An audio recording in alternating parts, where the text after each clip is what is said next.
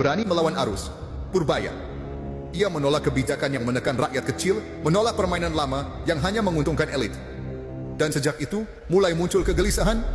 Ada yang tak nyaman, ada yang merasa terusik. Siapa mereka? Inilah 4 kelompok yang mulai tak nyaman dengan kebijakan Purbaya.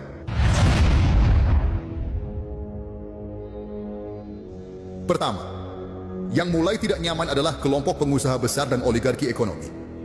Selama bertahun-tahun, mereka hidup tenang dalam sistem yang memanjakan. Pajak rendah, akses proyek lancar, keuntungan besar, seolah negara ini dibuat hanya untuk mereka. Ketika rakyat menjerit karena harga naik, mereka tetap bisa tertawa di ruang rapat berpendingin udara. Ketika UMKM kesulitan, mereka justru menambah aset. Semua itu terjadi karena kebijakan ekonomi lama terlalu sering tunduk pada kepentingan modal besar. Tapi sekarang arah mulai berubah. Purbaya datang bukan untuk meneruskan kenyamanan mereka, tapi untuk mengoreksi ketimpangan yang sudah kelewat jauh. Ia bicara apa adanya. Rakyat jangan lagi jadi korban. Ia menolak ide menaikkan pajak bagi rakyat kecil. Ia menolak menjadikan dapur rakyat sebagai tambalan defisit negara. Bagi Purbaya, tanggung jawab fiskal tidak boleh menindas mereka yang paling lemah. Dan di titik itu para pemain besar mulai resah. Mereka kehilangan kendali atas meja kebijakan. Mereka tidak lagi bisa memaksa aturan mengalir sesuai kepentingan. Sebab Purbaya bicara dengan nurani, bukan dengan amplop. Ia tidak butuh restu dari pengusaha, karena restu rakyat jauh lebih penting. Inilah yang membuat para oligarki gusar, karena selama ini mereka terbiasa mengatur arah ekonomi lewat pintu belakang. Dan kini pintu itu mulai ditutup rapat. Mereka takut pada orang seperti Purbaya, karena ia tidak bisa dibeli, tidak bisa ditekan, dan tidak mau bernegosiasi atas penderitaan rakyat. Pertanyaannya, selama ini siapa yang paling menikmati kebijakan ekonomi negeri ini? Rakyat yang bayar pajak atau segelintir orang yang tahu cara menghindarinya? Dan jika hari ini ada yang mulai gelisah karena suara Purbaya makin keras membela rakyat, mungkin justru dari sanalah kita tahu siapa yang sebenarnya di pihak benar dan siapa yang takut kehilangan kenyamanan semu. Kedua, yang mulai terusik adalah para politisi lama yang terbiasa menjadikan ekonomi sebagai alat main kekuasaan. Selama ini mereka hidup dari proyek, bukan dari kinerja. Setiap ada kebijakan baru, yang mereka pikirkan bukan manfaatnya untuk rakyat, tapi bagian saya di mana? Setiap proyek besar, entah infrastruktur atau program bantuan, ujung-ujungnya bisa dinegosiasikan.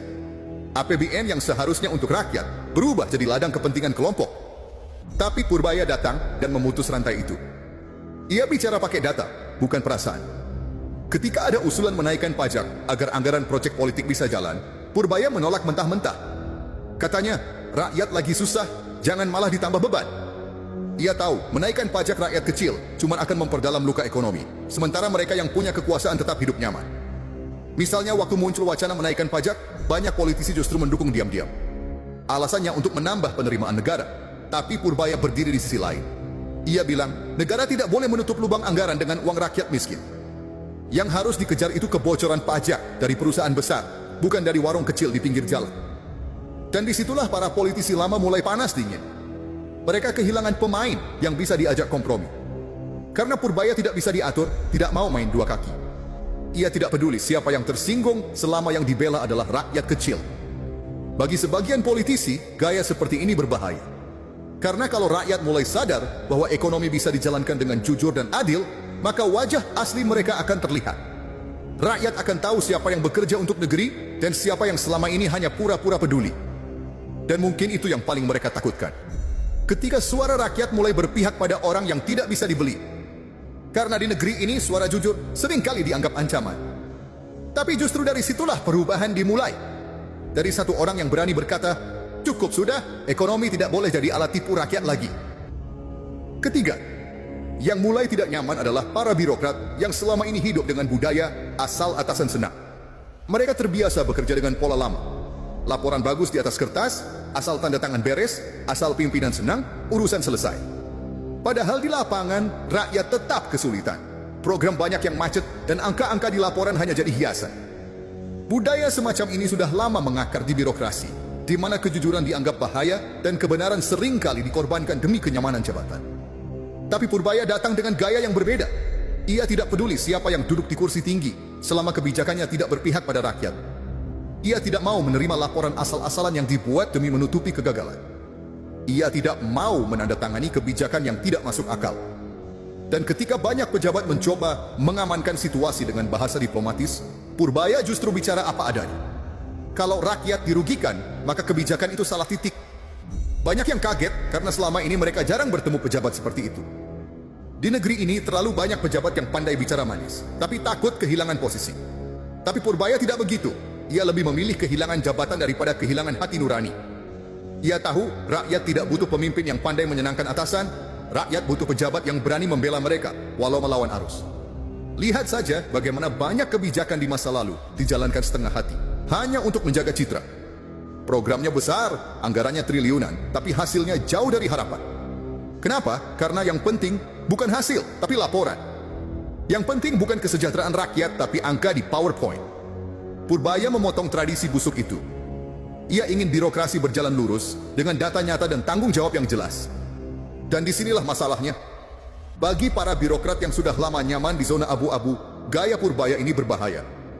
Ia memaksa mereka keluar dari kebiasaan lama. Ia menuntut kerja nyata, bukan basa-basi. Dan mereka tahu kalau pola seperti ini terus berjalan, permainan mereka akan tamat. Tapi bukankah ini yang seharusnya terjadi dari dulu? Bukankah negara ini seharusnya diurus dengan kejujuran, bukan dengan kepura-puraan? Purbaya hanya mengembalikan hal yang mestinya jadi dasar. Rakyat harus diutamakan, bukan jabatan. Tapi anehnya, justru dari sikap sederhana itu, banyak pejabat merasa terancam. Mungkin karena selama ini, mereka sudah terlalu lama hidup dalam kebohongan yang mereka anggap normal. Keempat, yang paling terguncang adalah kelompok elit lama yang dulu diuntungkan oleh kebijakan era Jokowi. Selama bertahun-tahun, mereka hidup nyaman dari proyek-proyek besar yang diklaim untuk rakyat, tapi ujungnya justru membebani rakyat. Jalan tol dibangun megah, tapi rakyat kecil tetap bayar mahal. Pabrik asing masuk mudah, tapi tenaga kerja lokal hanya jadi penonton. Slogan kemandirian berdiri di atas kertas, tapi ketergantungan pada modal besar tetap dijaga. Itulah pola ekonomi lama. Pertumbuhan tinggi di atas kertas, tapi perut rakyat tetap kosong. Semua serba terukur dan terencana, tapi yang menikmati hasilnya hanyalah segelintir orang di lingkaran kekuasaan dan bisnis. Rakyat diberi harapan, tapi hasilnya janji yang tak pernah ditepati. Kini, datang Purbaya yang membalik arah itu. Ia bicara soal ekonomi dari bawah, dari dapur rakyat, dari sawah, dari pasar. Ia ingin kebijakan dibuat bukan di ruang rapat hotel mewah, tapi dari fakta lapangan yang sesungguhnya. Ia tahu ekonomi sejati bukan tentang seberapa besar proyek, tapi seberapa banyak rakyat yang bisa hidup lebih layak. Dan disinilah elit lama mulai ketakutan. Karena kalau pola ekonomi rakyat ini berhasil, mereka akan kehilangan pengaruh. Tidak ada lagi ruang untuk monopoli, tidak ada lagi proyek yang hanya menguntungkan kroni. Purbaya menolak tunduk pada kekuasaan yang hanya menjaga kepentingan modal. Ia menolak kompromi dengan ketidakadilan. Dan sikap seperti ini berbahaya bagi mereka, yang selama ini hidup dari sistem yang timpang. Mereka tahu kalau suara Purbaya terus menguat, maka permainan lama mereka akan hancur. Tapi coba kita jujur sebentar, siapa sebenarnya yang selama ini paling menikmati pertumbuhan ekonomi? Apakah rakyat kecil yang bayar pajak tiap bulan, atau para pengusaha besar yang dapat keringanan lewat jalur istimewa? Dan sekarang ketika ada satu pejabat yang berani bicara jujur, yang menolak menjadikan rakyat sebagai korban, kenapa justru ia yang diserang? Itulah wajah asli kekuasaan. Mereka takut pada kejujuran, karena kejujuran membuat segalanya terbuka. Mereka takut pada orang seperti Purbaya, karena ia tidak bisa dijinakkan. Dan mungkin justru dari sosok seperti inilah harapan baru itu muncul. Harapan bahwa ekonomi negeri ini akhirnya benar-benar bisa berdiri di atas kaki rakyatnya sendiri, bukan di atas pundak para elit yang selama ini hidup dari keringat orang kecil. Inilah 4 kelompok yang paling terusik oleh suara Purbaya. Bukan karena ia mencari musuh, tapi karena ia bicara apa adanya, tanpa takut kehilangan posisi, tanpa harus menjilat kekuasaan. Purbaya menunjukkan bahwa ekonomi yang sehat lahir dari keberanian, bukan dari kompromi. Dari kejujuran, bukan dari pencitraan. Dan keberanian seperti ini selalu punya harga, dibenci oleh mereka yang selama ini hidup dari kebohongan sistem. Tapi justru di sanalah harapan muncul. Karena selama masih ada orang yang berani bicara jujur, masih ada peluang bagi negeri ini untuk pulih. Dari ekonomi yang dikuasai elit, menuju ekonomi yang benar-benar berpihak pada rakyat. Monggo yang mau menanggapi silahkan tulis dalam komentar. Mari kita berdiskusi.